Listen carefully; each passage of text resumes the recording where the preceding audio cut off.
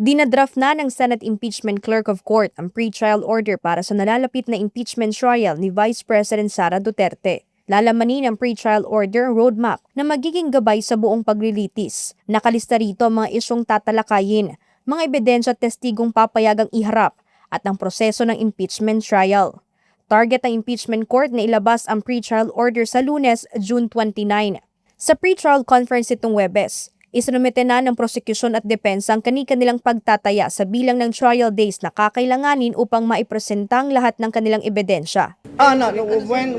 When we asked both parties how long it will take them to present their evidence, the prosecution initially stated that it will take them 62 trial days. The defense said that it will take them 30 trial days. If you add 62 and 30, that's 92 trial days. That's the projection of the trial days that they need in order to complete the presentation of the respective evidence. Nauna nang sinabi ng impeachment court na 3 araw bawat linggong nakatakdang pagdinig ng impeachment trial. Kinokonsidera rin ang mungkahi ng prosekusyon na magpresenta ng 1 hanggang 2 testigo kada araw. At this point naman, it's clear that until SONA will be having trials every Mondays through Wednesdays at 2 p.m.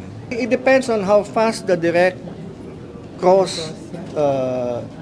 and recross examination will go. No? Until that moment happens, we can never really tell.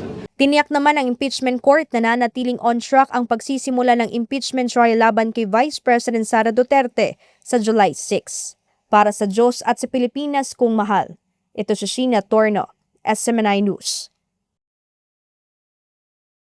Mababa ang credit outlook ng bansa at foreign direct investments, mataas na underemployment at mabagal na paglago ng ekonomiya. Iyan ang kinakaharap ng Pilipinas ngayon. Ayon kay Dr. Michael Batu, hindi lamang siya ang nakapapansin sa paghina ng ekonomiya dahil maging ang iba pang mga ekonomista ay nakikita rin ang kasalukuyang sitwasyon. Dagdag pa niya, ibinaba na ng 2 international credit rating agencies na Fitch Ratings at Moody's ang outlook ng Pilipinas mula sa stable patungong negative. Ipinaliwanag ni Dr. Batu na mahalaga ang credit outlook dahil isa ito sa mga tinitingnan ng mga dayuhang mamumuhunan. Kapag hindi maganda ang pagsusuri ng mga credit rating agencies, maaari itong makaapekto sa pagpasok ng foreign investments sa bansa.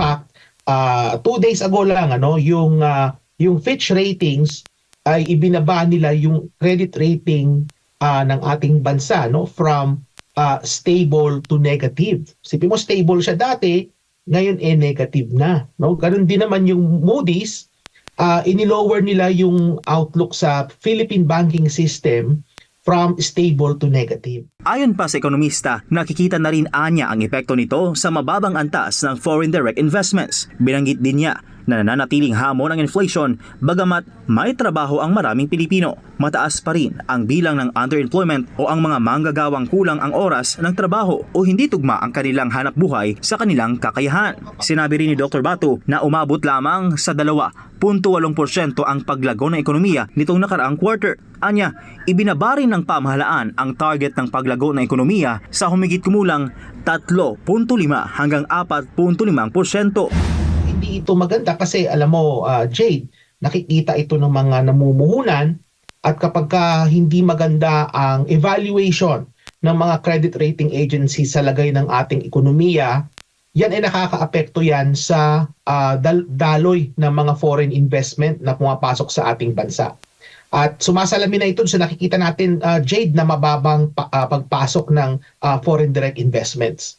So kung susumahin mo, Jade, titingnan natin yung rate of inflation, may unemployment tayo pero napakataas ng underemployment, ang paglago ng ekonomiya natin ay napakababa. Iginiit ni Dr. Batu na ang mga nabanggit na indikasyon ay nagpapakita ng mga hamong kinakaharap na ekonomiya ng bansa at ng pangangailangang matugunan ang mga ito upang mapalakas ang kumpiyansa ng mga mamumuhunan at mapabuti ang takbo ng ekonomiya.